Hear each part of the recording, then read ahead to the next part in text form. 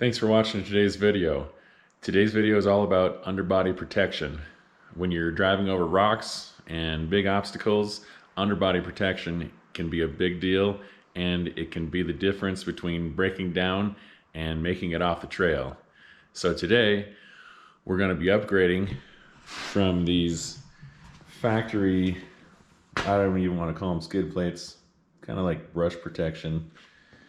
And we're going to be going to these Budbuilt skid plates. A lot more protection. Altogether, we're talking about 165 pounds of steel. 165 pounds of steel protection for the bottom of the vehicle versus just under 20 pounds.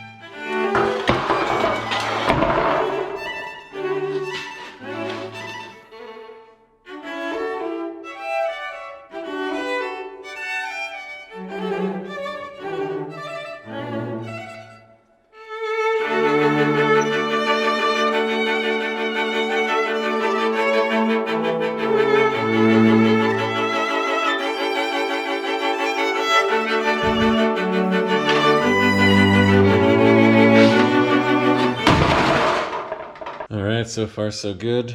I've got the front plate installed.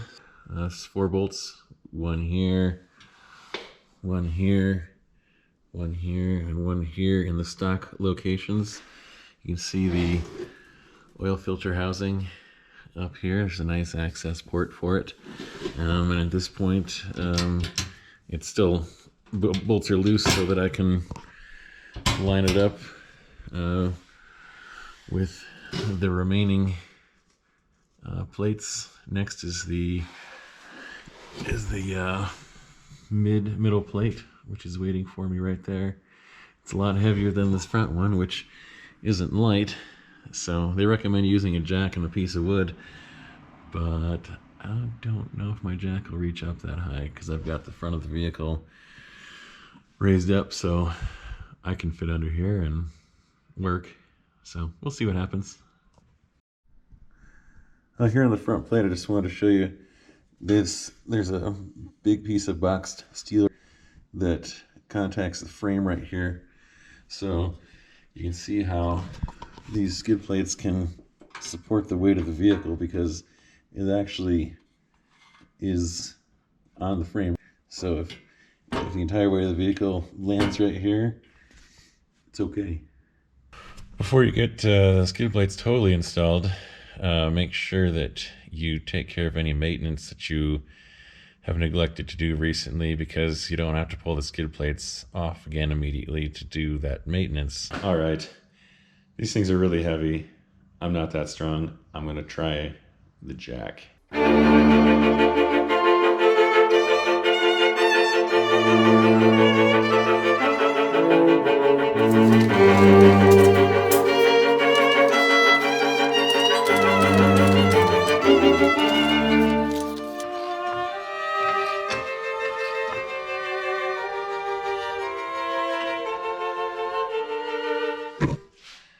I need a taller piece of wood.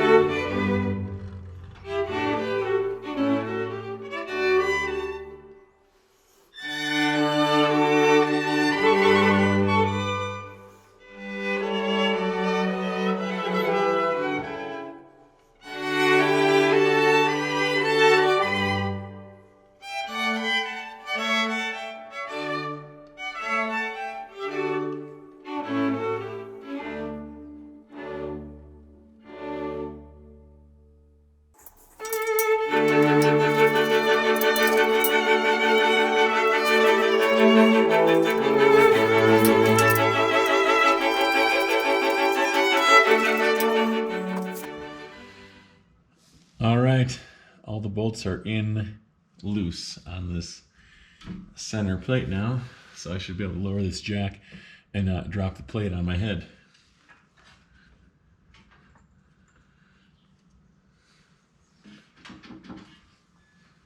Success. I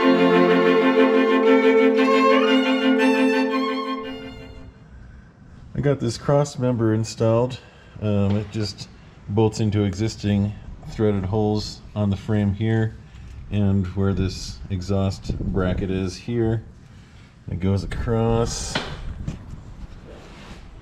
the other side, bolts into another threaded hole right here, and then this brake line bracket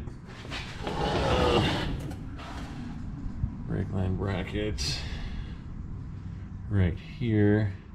So 2 bolts on each side, and then it's got these holes going across it where the transfer case skid is gonna bolt up to. So this bracket is where the final big plate is gonna mount to. So, or you can do pull-ups on it. I'm also gonna remove this this little tiny skid plate thing from the transfer case, because I think it's gonna hit the new skid plate, and we certainly won't need that anymore anyways. The stock plastic gas tank skid is just held on by 4 nuts. One right here, one right here, one here, one here, and then a ground strap right here. So we just need to undo that nut and those 4 nuts and this plastic gas tank skid, which has been scraped up a little bit. Should come right off.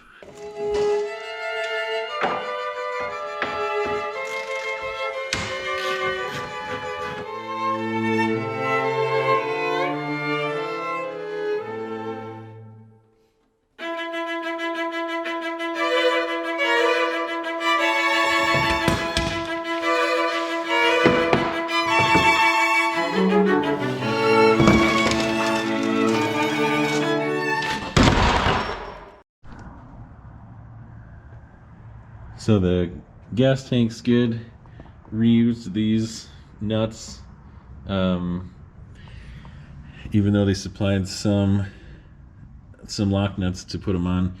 The instructions said to reuse the nuts, so I did that, and then I realized I had these other lock nuts. All the plates are locked together with these lag bolts. So this is bolted to the frame, which is nice. More lag bolts connecting skid plates together. So everything is tied together really nicely, bolted into the frame really nice. Everything's pretty well thought out, and the fit is nice. There's some tension on this this last skid plate here. To bolt up these lag bolts, had to push up on it, and it's these lag bolts are holding it against this crossbar here pretty tightly. So, but overall, it's a great setup. Just kind of a pain to install. Oh, and everything flows toward the back, so if you're dragging over a rock, you don't catch here, you just keep going. And that's true over the entire surface back here to the gas tank. It steps down that way. So I think I like them. So the skid plates, they look great, but installation is a real pain in the butt, especially by yourself on the ground. If you are on a lift and you had 2 people, it'd be easy, and air tools. But on the ground by yourself in the cold and kind of dark, it's not the easiest thing in the world. I'd plan on like 4 hours. Part of the problem is that there are some discrepancies between the skid plates themselves and the instructions. The skid plates have been around for a long time, and I think they've made some little tweaks here and there, like some spacers that are welded on. The instructions tell you have to place them. Some changes in nuts and bolts to reuse and not reuse. Just little discrepancies between the instructions and the skid plates themselves. They don't make things any easier, and the instructions aren't incredibly clear, and the pictures in the instructions aren't incredibly clear. But with a little bit of thought and putting it together, it's possible. So, but I'm excited to get out and drive over some big rocks and stuff and not be as scared as I was before. Thanks for watching this video today. I really appreciate it. I hope you got something out of it. If you just enjoyed it or got some information out of it that you were hoping to find, that's great. Give me a like, give me a subscribe, leave a comment. If you didn't like my video, give me a dislike and leave me a comment, but still subscribe, because who knows, I might make a video you like someday. Thank you.